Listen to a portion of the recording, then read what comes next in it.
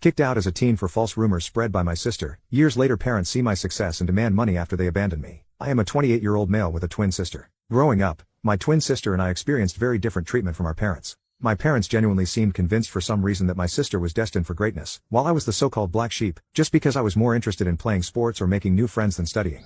They constantly compared us, which was demoralizing and bruised my self-esteem from a young age. As a child, I had to watch my sister have extravagant parties on our birthday with her friends while I was treated like an afterthought. She often had sleepovers with her friends, while I was never even allowed to bring my friends back to our place. To be honest, I loathed every minute of my childhood. The only person in the family who seemed to care about me was my grandfather.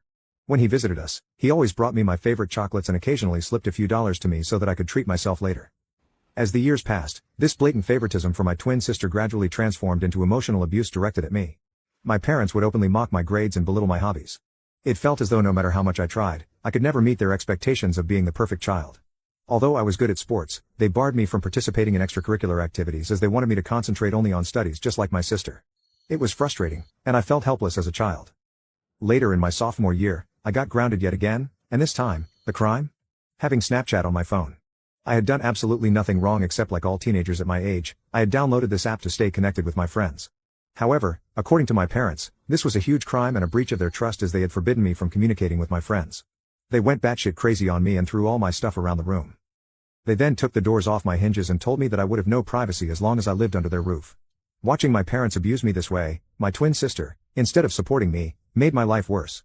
The toxic environment created by our parents' unjust actions allowed her to exploit the situation to her advantage. She adopted a pattern of lying about me, falsely accusing me of things I never did so that she could get away with everything. If she stole something, she'd effortlessly shift the blame to me, and my parents, already inclined to believe the worst about me, readily accepted her lies. She would demean me in front of my friends at school and would make fun of my appearance. Despite this, I had a wide circle of friends at school because I was approachable and open to making connections. My twin, however, struggled socially, and she started to resent that I could talk to people while she felt awkward. This jealousy reached a boiling point during our 14th birthday party when no one showed up for her on her birthday. I have no idea why her friends did that to her, but in stark contrast, my friends took me out for ice cream, and I had an overall wonderful day. This infuriated my sister further. To take revenge, my sister began to spread false rumors at school about me where she would portray me as a spoiled brat. She would falsely tell everyone that I was allegedly physically abusing her at home since our parents loved her more. Unbeknownst to me, she took things to a disturbing level. To fabricate evidence, she would punch herself, purposefully inflicting injuries like a black eye or bruised shoulder. The next day, she would confidently walk into school, displaying the self-inflicted injuries as proof of my supposed violence and make up stories. Whenever our parents questioned her about the injuries, she would lie, saying that it was due to innocent activities like playing football with her friends. The lies and her alleged black eyes started to gain traction, and people began to believe her distorted version of events. It wasn't long before whispers started circulating, and even my friends began to look at me with suspicion. At first, I noticed subtle changes. Friends who once chatted with me in the hallways suddenly became distant. Group hangouts became fewer and farther between. It was like a switch had been flipped, and people were hesitant to associate with the supposedly spoiled guy accused of violence. One day, I mustered the courage to ask my ex-best friend why things had changed between us. He opened up about how my twin sister had been spreading rumors about me. He revealed the detailed lies she had told everyone, accusing me of things I had never done. I was shocked to hear his words. The feeling was a mix of disbelief and betrayal, as if the ground beneath me had given way.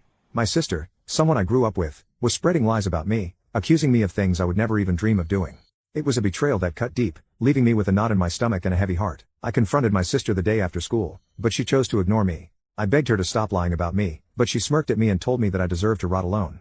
I was at a loss for words because her lies and behavior were starting to scare me. I wanted to talk to my parents, but I was afraid that they would believe my sister over me. The isolation stung, especially because I had always been open to making friends. It felt like my sister's jealousy-fueled lies were tearing down the connections I had built over the years. Now you can watch the second part by pressing share and more. Teachers, too, began to catch wind of the rumors. It was a surreal experience, as if I were living in a parallel reality where my true self was overshadowed by the malicious stories spun by my own twin. The lies had grown beyond mere teenage gossip. They were now shaping how people truly perceive me. The nasty rumor quickly reached my principal's ears, and then my worst nightmare came true. The principal immediately called me and my sister into his room, as well as our parents, so we could discuss these alleged rumors. I sat there, heart pounding, as the principal demanded the truth. I hoped my sister would finally come clean, but instead, she doubled down on the lies. She straight up told the principal that, yeah, the rumors were true, and painted me as this bully who went around beating her up when our parents weren't around.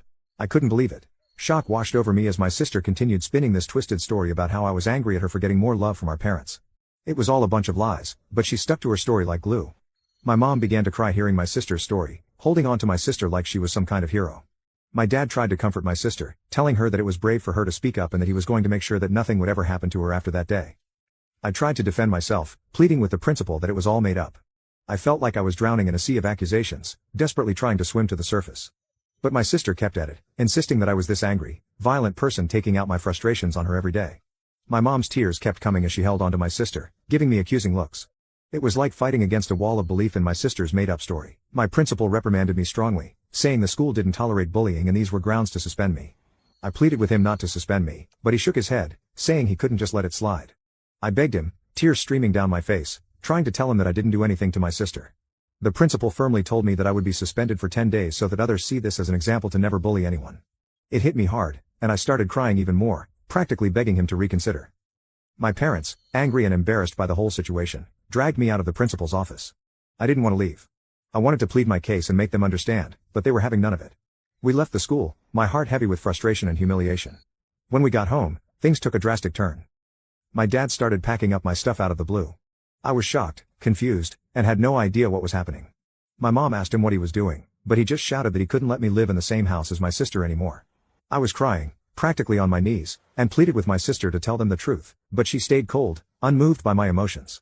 My dad continued packing my things and then threw the suitcase into our foyer. I clung to my dad's legs, still begging him not to throw me out. It was like a nightmare unfolding. He told me that a bully like me didn't deserve to live in his house and that he would ask his father, my grandfather, to come and pick me up if he wanted to do that. It felt like the world had crumbled beneath me. I stood there in shock, surrounded by my belongings scattered in the foyer, kicked out of my own home. Eventually, my grandfather did show up. He gathered all my things and helped me place them in the car, helping me into the passenger seat. He made sure I had my seat belt on before walking towards my parents' front door. He rang the doorbell and when my dad opened the door, he started to yell at him for treating me this way. With stern determination, he warned him that if he ever approached me or tried to contact me again, he wouldn't hesitate to involve the police or the CPS since what he had done to a child like me could potentially wind up with him in jail. My mother, attempting to deflect blame, told him that it was my fault. However, my grandfather wasn't having any of it. He stood his ground, defending me, emphasizing that I was just a child who didn't deserve to be treated in such a heartless manner. That was the first time in my life I felt how powerful my grandfather was. He didn't back down to my parents and unlike what they believed, he trusted me. Now you can watch the third part by pressing share and more. Eventually, we drove away, leaving behind my home, the only place I had ever grown up in. I can't even begin to put into words how indescribable the pain I felt during that time. I remember just crying on the bed and not eating anything despite how much my grandfather urged me to. I told him what my sister had done, and he was shocked as well. He assured me that he believed my side of the story, and I was happy that I at least had one person who had my back. When the 10 days of suspension lifted, the prospect of returning to school felt like stepping back into a lion's den. As I entered the familiar hallways, the faces of my classmates spoke volumes, judgment, whispers, and sidelong glances. The weight of the false accusations continued to linger in the air. Meanwhile, my sister blatantly ignored me and acted like I didn't exist. She had become friends with a few people who believed her side of the story and saw her as the victim of my attacks. No matter how much I tried to tell my side of the story to anyone, it fell on deaf ears. I was an outcast, branded with an unjust label that clung to me like a shadow.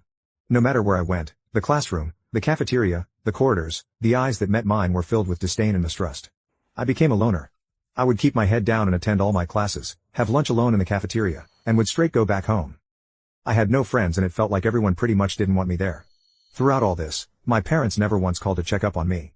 My grandfather would constantly remind me that this was not my fault and that life would eventually be okay. I graduated high school with good grades and was looking forward to college where hopefully I would have a better life. It was only when I went away to college that I first experienced what freedom felt like for the first time. No one was watching over my shoulders, no one was comparing my grades, and no one was trying to compete with me. I met people and formed friendships with like-minded individuals. Despite the emotional and physical scars I had sustained over the years due to my family and peers, I concentrated on putting it all behind me and enjoying this college experience as much as I could. During this time, I discovered my knack for content writing. I had always been someone who wanted to be a writer, but I wasn't sure if it would be sustainable for a long time. Hence, I decided to ditch my dream. But to earn some side money, I decided to start writing as a freelancer.